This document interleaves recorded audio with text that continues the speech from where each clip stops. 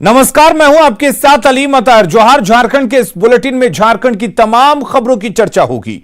Bulletin में चर्चा होगी सियासत की, क्राइम से जुड़ी खबरों की, लोगों के सरोकार से जुड़ी खबरों की। लेकिन सबसे पहले खबर रांची के रिम्स से। आपको बता दें कि रांची के रिम्स से फिर एक कैदी फरार हो गया है।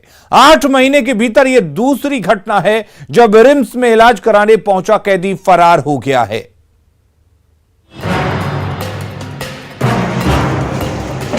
रिम्स में पुलिस बलों की ये मौजूदगी तब है जब यहां से कैदी फरार हो गया है। काश कैदी के भाग जाने से पहले पुलिस जवानों की इस भीड़ में से एक हिस्सा भी यहां मौजूद होती तो बदहाल पुलिसिंग को लेकर सवाल नहीं उठते। होटवार जेल में बंद कैदी कृष्ण मोहन झा की तबीयत खराब होने के बाद रिम्स तो इलाज के लिए भेज दिया गया, लेकिन आईसीयू के बाहर सुरक्षा के कोई इंतजाम नहीं किए गए और नतीजा ये हुआ कि इलाज कराने जो कैदी यहाँ पहुंचा था वो मौका देखकर फरार हो गया। मैं जो एक कैदी यहाँ पे इलाजरत था, जो बिरसा मुंडा होटवार जो जेल है वहाँ से आया था, और अभी हम लोग उसमें जानकारी हम लोगों को हुई है। हम लोग उसका जो भी एंटीसीडेंट है वो देख रहे हैं और जो भी उनके संबंधित ठिकाने हैं जहाँ पे जो वो जा सकता है और उसका जो मेडिकल हिस्ट्री है उसके आधार पर हम लोग टीम बनाकर ये कार्रवाई कर रहे हैं। रिम्स से कैदी के फरार होने की साल भर में ये दूसरी वारदात है और इस तरह के वारदात अगर लगातार होते रहे तो राज्य के पुलिसिंग की बदहाल व्यवस्था पर सवाल भी उठते हैं और सवाल विपक्षी दल बीजेपी ने उठाए हैं। अब एक नजर में यह भी जान लीजिए कि अब तक कितने कैदी रिम्स में इलाज के दौरान फरार हुए हैं। फरवरी 2021 में रिम्स के वार्ड से एक कैदी फरार हो गया। अक्टूबर 2019 में भी मेडिसिन आईसीयू से एक कैदी फरार हो गया था। मई 2018 में मर्डर का आरोपी रिम्स से फरार हो गया था। जनवरी 2018 में भी वार्ड की खिड़की तोड़कर एक कैदी फरार हो गया था। जनवरी 2017 में मर्डर का आरोपी मेडिसिन वार्ड से फरार हो गया था। जून 2016 में रिम्स से यूपी का एक कैदी फरार हो गया था। मई 2014 में रिम्स के न्यूरो सर्जरी विभाग से इलाज के दौरान एक कैदी फरार हो गया था।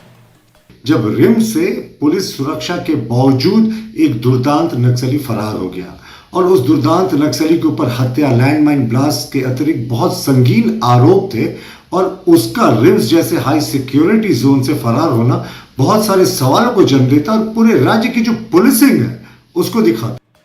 रिम्स से कैदियों के फरार होने के ये आंकड़े सामने हैं। सवाल पुलिसिंग को लेकर उठ रही है तो जवाब भी नहीं देना होगा। अगर ऐसा ही रहा तो आने वाले समय में रिम्स को कैदी फरार होने का रास्ता भी मानने लगेंगे। रांची से ओम प्रकाश और निरंजन के साथ ब्यूरो रिपोर्ट, न्यूज़ 18। इधर धनबाद के बीसीसीएल ब्लॉक 2 के नदखुरकी कोल में फिर से विधायक ढुल्लू महतो समर्थित असंगठित मजदूर और कांग्रेस प्रदेश कार्यकारी अध्यक्ष जलेश्वर महतो के समर्थकों में जमकर मारपीट हुई। मारपीट में विधायक समर्थक के आधा दर्जन मजदूर घायल हो गए। 2 मजदूरों की हालत गंभीर है। मारपीट में घायल होने के बाद ढुल्लू महतो के समर्थकों ने बागमारा थाना का घेराव भी किया।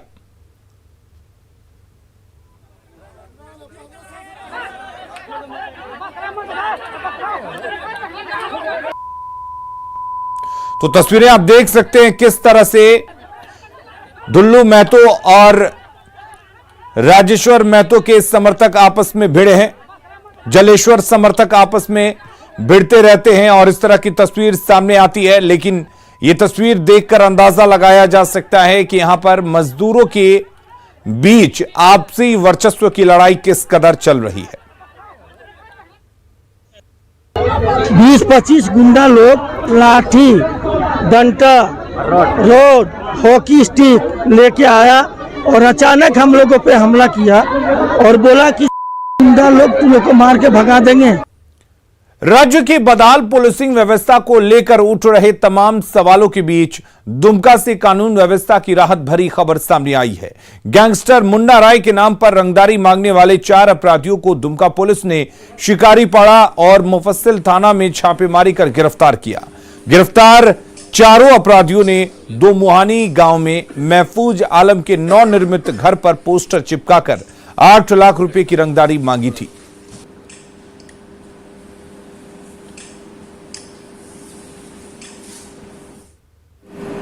एवं काटीकोंड उपस्थित थाना क्षेत्र इन सब लोग छापेमारी की गई, जिसमें 4 अपराध कर्मी को पकड़ा गया है और इसमें सबसे बड़ी बात है कि इन लोगों के निशानदेही पर वैसे ही पर्चे बरामद हुए थे जो पर्चे व्यवसायियों को और मकान मालिक को दिए गए थे या सौंपे गए थे उनके घरों के।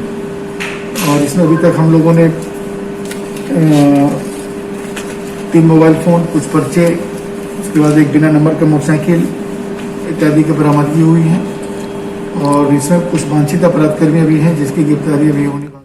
नशा के कारोबार से जुड़े तस्करों के खिलाफ हजारीबाग पुलिस ने बड़ी कार्रवाई की है। जिले की बरही पुलिस ने करतियारपुर से 2 किलो नशीले पदार्थ के साथ एक तस्कर को गिरफ्तार किया है। तस्कर के पास से पुलिस ने एक मोबाइल भी जब्त किया है।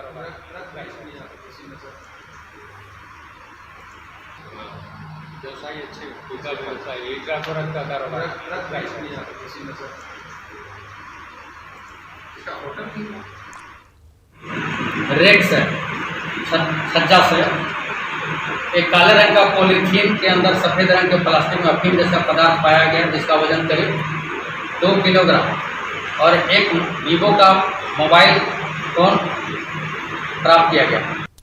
रामगढ़ के पतरातू में भी जमीन विवाद को लेकर 2 गुट आपस में भिड़ गए।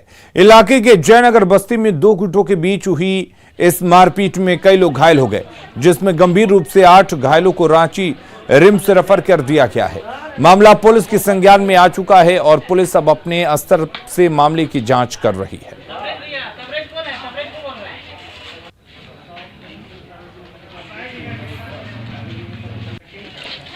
बिहार के नेता प्रतिपक्ष तेजस्वी यादव ने झारखंड के मुख्यमंत्री हेमंत सोरेन से मुलाकात की है।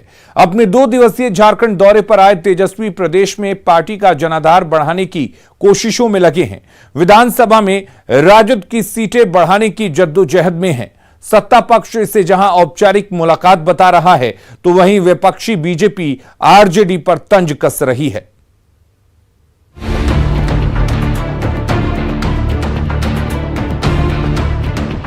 रांची में मुख्यमंत्री आवास पर बिहार के नेता प्रतिपक्ष तेजस्वी यादव ने सीएम हेमंत सोरेन से मुलाकात की।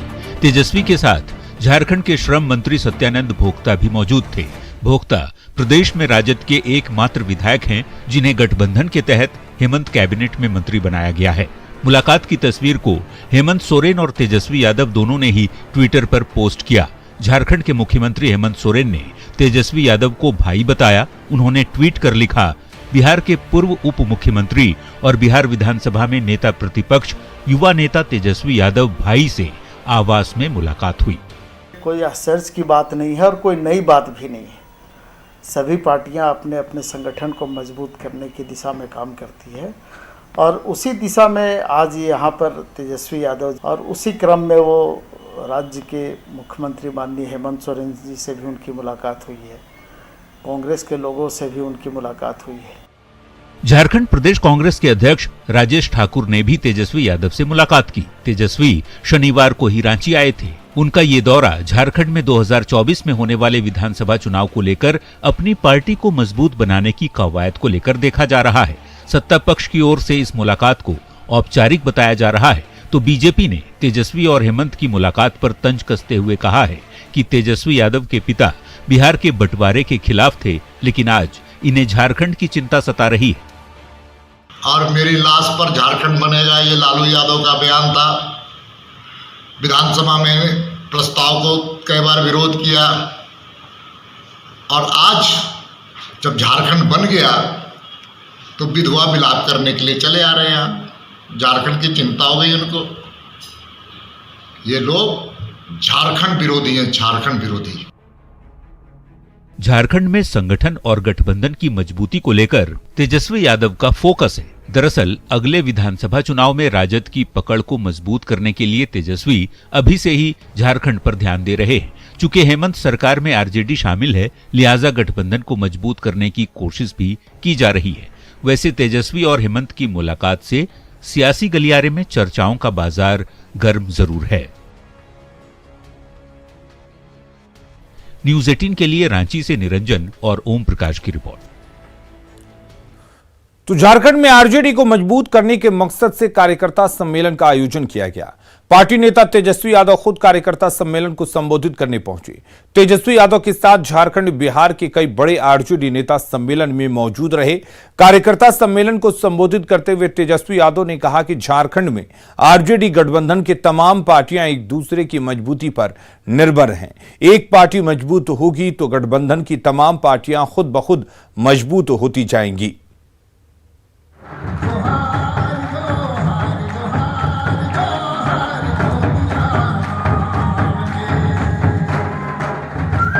रांची में तेजस्वी यादव की मौजूदगी में राजद का कार्यकर्ता सम्मेलन आयोजित किया गया। कार्यक्रम में प्रदेश के मंत्री और पार्टी के प्रदेश अध्यक्ष सहित अधिकारी और 24 जिलों के जिलाध्यक्ष के साथ ही बड़ी संख्या में कार्यकर्ता मौजूद थे। मंच पर तेजस्वी के साथ झारखंड राजद के अध्यक्ष अभय सिंह, बांका के पूर्व सांसद जयप्रकाश नारायण यादव सहित कई नेता मौजूद थे। पार्टी का जोश इतना हाई है कि आने वाले विधानसभा चुनाव में आरजेडी को किंग मेकर बनाने का दावा तक किया जा रहा है। हर एक विधानसभा का सम्मेलन करेंगे। जो हमारे नए साथी हैं, पुराने साथी हैं, सभी को हम लोग जोड़ने काम करेंगे और आने वाला समय में पूरे शक्ति के साथ राष्ट्रीय जनता दल, चाहे लोकसभा विधानसभा में सरकार बनानी हो तो बिना राष्ट्रीय जनता दल के बिना सरकार नहीं बनेगी। इस ताकत के साथ हम लोगों को काम करना है। राजद के मंच से कई संदेश देने की कोशिश की गई। नेताओं के संबोधन में विरोधी पार्टियों पर जोरदार हमला भी बोला गया। तो वहीं तेजस्वी यादव ने झारखंड में राजद को मजबूत करने के साथ ही पुराने बिहार को समृद्ध बनाने का फॉर्मूला भी बताया। हम इतना आप लोगों से कहना चाहते हैं, अभी समय कम है हमारे पास, लेकिन उस बैठक में ये फैसला हुआ कि अब हम खुद अपने से जो है जैसे बिहार का ध्यान पार्टी का देखते आए हैं, वैसे ही अब झारखंड के पार्टी का भी जब तक पुराना बिहार विकसित नहीं होगा तब तक देश नया भारत तरक्की नहीं कर सकता, विकास नहीं हो सकता। बिहार की तरह झारखंड में भी राजद को किंग मेकर बनाने की कोशिश की जा रही है। पार्टी से युवाओं को जोड़ने की मुहिम के साथ ही एक सुर में पार्टी की मजबूती की बात की गई। बीजेपी पर निशाना साधा गया। तो वहीं कार्यक्रम के दौरान कोविड नियमों की धज्जियां भी उड़ती दिखी। खचाखच भरे सभागार में मौजूद लोगों ने सोशल डिस्टेंसिंग का पालन तो नहीं ही किया। ज्यादातर नेता और कार्यकर्ता भी बगैर मास्क के ही नजर आए।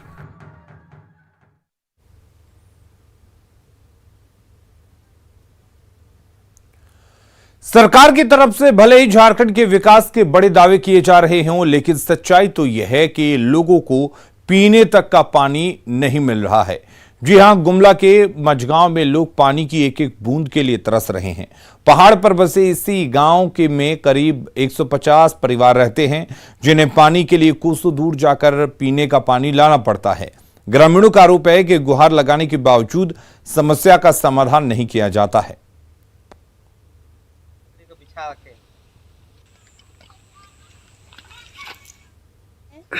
और हमार जगह ऐसा चापाकल भी नखे, पानी ले दिक्कत पड़े। ऐसा बरखा कर दिन में गंदा पानी पी पी के आदमी मन बीमार हो जाते हमार गांव में। तो चापाकल मने देते हले सुविधा हो तक हमार ले 2 किलोमीटर आइल और उन्हें से नदी ढोढ़ा गढ़ा कर पानी आवेल हर सब हमर कुआं में ढुक जायल, हर खिधर हो जायल, हर ओहे पानी के हमें पिया थी। और उन्हें से आवे के लिए भी हमर ढोढ़ा भर जाल, हमें ले के पिए भी नहीं सकिल। तो एक तरफ गुमला में पानी की किल्लत से लोग परेशान हैं, तो दूसरी तरफ रांची पानी से बेहाल है। बेहाली पानी के पीने के पानी को लेकर नहीं बल्कि बरसात के पानी को लेकर है। दरअसल राजधानी रांची में एक बार फिर हुई जोरदार बारिश ने निचले इलाकों में जल जमाव जैसे हालात पैदा कर दिए हैं। अरगोड़ा के कुंज विहार कॉलोनी में एक बार फिर 3 फीट से ज्यादा पानी सड़कों पर भर गया है। कुंज विहार कॉलोनी का जायजा लिया संवाददाता संजय कुमार सिन्हा ने।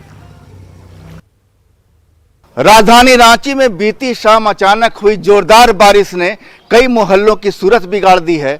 हम इस समय खड़े हैं अरगोड़ा के कुंज विहार कॉलोनी में, जहां पे आप देख सकते हैं कि करीब 3 फीट से ज़्यादा मोहल्ले में पानी भरा हुआ है। और कुंज विहार कॉलोनी में इससे पहले भी जल जमाव होता रहा है और साफ है कि जल जमाव है या बारिश का पानी है, कुंज विहार कॉलोनी का पीछा छोड़ने वाला नहीं दिख रहा। यहाँ पर कुछ महिलाएं हैं, अपनी समस्याओं के साथ, जरूरत के साथ घर से बाहर निकली हैं। हम उनसे बात करेंगे। ये लगातार आपके मोहल्ले में बारिश का पानी जमा हो रहा है, कितनी परेशानी? परेशानी बहुत परेशानी है। 4 साल से पानी आ रहा है, पानी घर में भी घुस जाता है, रोड में भी घुस जाता है, निकलने में भी दिक्कत हो रहा है। देख सकते हैं कि महिलाएं घर में ही कैद हो गई हैं, एक तरीके से कह सकते हैं बंधक बन गई हैं। पाँव घर से बाहर निकलना चाह भी रहे हैं तो मुमकिन नहीं है, अपने घर के दरवाजे पर ही खड़ी हैं। और देख सकते हैं कि जो मोहल्ले के पुरुष हैं लगातार गली में निकलकर मुआयना कर रहे हैं और देख रहे हैं, ज़रूरत का सामान भी लेने के लिए घर से बाहर निकले हैं। पूरे मोहल्ले में सर पानी भरा हुआ है। आप क्या नगर निगम का काम से संतुष्ट हैं? नहीं संतुष्ट है। नहीं, नगर निगम तो डेली आता है, थोड़ा सा खोता है, चला जाता है। और जितने घरों के दरवाजे आप देख रहे हैं, तमाम दरवाजों के अंदर पानी जा चुका है, लोगों की परेशानी बढ़ चुकी है। अंदर जो कार है, बाइक है, सभी वाहन डूब चुके हैं बारिश में। देखिए, कुछ लोग अपने दरवाजे पर खड़े होकर के हमें देख रहे हैं, शायद इस उम्मीद में कि अपनी बात को, अपने गुस्से को, नाराजगी को जाहिर कर सकें। कुंज विहार कॉलोनी की समस्या जो है, परेशानी और ड्रेनेज सिस्टम किस तरह यहाँ जो है पूरी तरह फेल हो चुका है। पहले भी हमने खबर दिखाई थी आज से 4 दिन पहले, और फिर देखिए बीती शाम एक बार जैसे ही बारिश हुई तो फिर परेशानियां हुई। फिर तस्वीर और नज़ारा जो है वही 4 दिन पहले वाला आपको नज़र आ रहा है।